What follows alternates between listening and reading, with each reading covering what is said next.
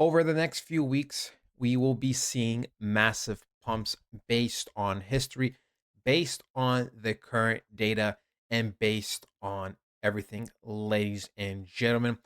Listen, today we're going to be talking about, what's going to happen, I'd say, over maximum the next 3 weeks based on history and everything else. Overall, I believe final buying opportunities are going to be around the corner.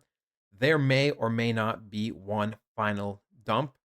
Personally, it does not really concern me if, we do dump for the final time. It's just another buying opportunity. If it doesn't, then I guess I'm going to have to pay slightly more premium prices for the coins that I'm looking to be getting. Listen, let's just jump right into this, right?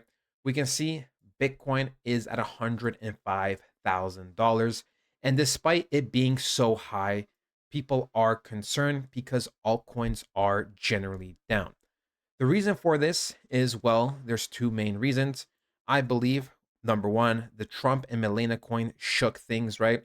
It swapped liquidity from certain coins to other coins. And, people are getting concerned because, their coins dropped while Trump and Melania pumped. For me, the Trump one was a temporary dip for a longer term success. The Melania one was just unnecessary, to be honest. And that is the one that caused even bigger crashes. The second reason is Bitcoin dominance. We can see we are chilling roughly at 59%. We actually did hit that not too long ago, but at the current moment, we are 58.75%. The higher the dominance, generally speaking, means, of course, the higher the Bitcoin. Plus, also it means altcoins usually are lagging behind. Technically speaking, right, if Bitcoin, let's say, goes to 170,000 and we go to 69% dominance for Bitcoin, that doesn't mean altcoins are going to be, bleeding out. That doesn't mean they can't still pump. It just means they're always going to be lagging behind. If you guys don't know, I'll explain to you how the cycle goes. Generally speaking, it is Bitcoin first, of course. Bitcoin is the head of crypto, right? If Bitcoin were to go to zero, most likely everything would go to zero. That is just how it is, right?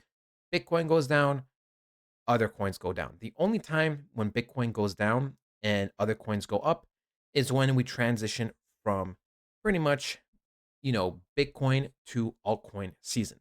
So the way it goes is Bitcoin, then usually Ethereum, big market cap coins, medium, small, and then the degeneracy, everything's pumping. Then Bitcoin starts dropping, and then everything turns around, and that is it, right? That is it. So, with that being said, right, we are still very early on. We are still in the Bitcoin stages. Sure, some big market cap coins are pumping. That is because mainly of the news, like, with the whole Trump thing, with the whole, SEC thing, everything is just looking good and positive. That is why XRP is up. Their lawsuit is pretty much fine at this point. Everything is looking good towards them. XRP is the bank's coin. So, things like that are going to be pumping up. Real world assets, DeFi coins, stuff like that is going to be pumping up, but it's still generally the same, right? Something like Ethereum is lagging behind at the moment. And even though people say Ethereum is dead, that is the most foolish thing you can possibly say. Ethereum won't die. This is all controlled by big money. Everything has to go in cycles. And it's the same thing for Ethereum. We literally have a double top when it comes to Ethereum. There is so much liquidity chilling here, and it does this on purpose. It does this because it has to have traps set up on top of these areas, even here a little bit, but generally here, here, and here. So it can slam and go super, super fast and expand, and eventually also take out these areas of 4,800, do something like this, and eventually go up, right? We still haven't had Ethereum do its thing. So we are super early on, ladies and gentlemen, right? We are super, super early on. Once Ethereum starts really, really pumping, that is when we are only a couple steps away from altcoin season, right? Once Ethereum pumps a lot, that is when we start making that transition, and we are only 1 or 2 steps away from altcoin season happening. Of course, there are other indexes like Bitcoin dominance. Like I said, Bitcoin dominance starts dropping off a lot very, very quickly, right? The fun part only lasts historically 4 to 8 weeks. Other than that, is just most of the time waiting, ups and downs. That is why mental health is very important. That is why I constantly talk about it. So, yeah, listen, right? Listen. Two scenarios that are possible are pretty much we hold this trend line for Bitcoin and we continue to be going up, right? I'm okay with this scenario, right? I'm okay if we hold this trend line and just kind of continue going up. Personally, what I would like to see is one final dump so I could buy a lot of coins at a premium price. That is what I'm looking for because I believe no matter what happens, whether it's the first scenario or the second scenario, is that we are ultimately going to be going up. There's no indication that altcoin season is over. There's no indication that Bitcoin is coming to an end.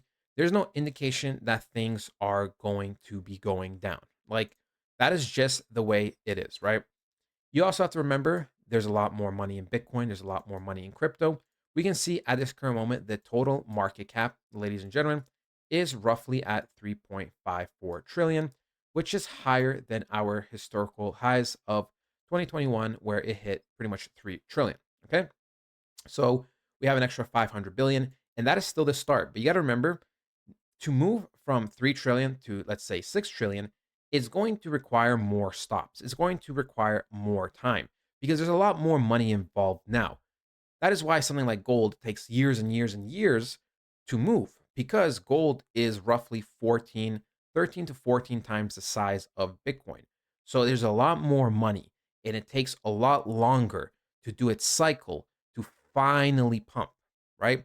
The blessed thing with crypto is that, since we are smaller, it only takes every couple of years to make generational wealth, to get rich, to turn 10,000 into 300,000, to turn 10,000 to 100,000, to turn 10,000 to $1 million, right?